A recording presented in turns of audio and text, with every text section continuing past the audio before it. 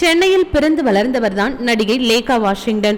காதலர் தினம் படத்தில் கணினி முன் அமர்ந்திருக்கும் ஒரு சிறு கதாபாத்திரத்தில் அறிமுகமாகி பின்னர் ஆங்கிலம், ஹிந்தி, கன்னடம், தெலுங்கு உள்ளிட்ட பல மொழி படங்களில் நடித்து பிரபலமானார். நடிகை மட்டுமின்றி மாடலிங், பாடல் எழுதுவது, காஸ்டியூம் டிசைன் போன்ற பல துறைகளிலும் கவனம் செலுத்திய இவர் தமிழில் ஒரு சில படங்களிலும் நடித்து கோலிவுட் ரசிகர்கள் மனதில் இடம் பிடித்தார். தமிழில் உன்னாலே உன்னாலே, ஜெயம் கொண்டான், கல்யாணம், சமையல் சாதம், அரிமா நம்பி போன்ற பல படங்களில் நடித்துள்ளார். கடைசியாக 2015ஆம் ஆண்டு வெளியான டைனமிட் என்கிற படத்தில் நடித்தார்.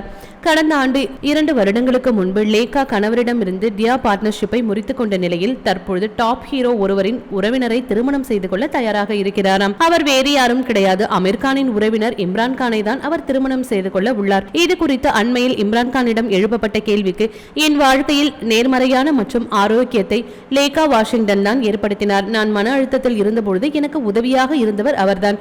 என்னை நன்றாக கவனித்துக் கொண்டார். அவர் இல்லாமல் ஒரு வாழ்க்கையை என்னால் கற்பனை கூட செய்ய முடியவில்லை என கூறி தன்னுடைய காதலை உறுதி செய்தார்.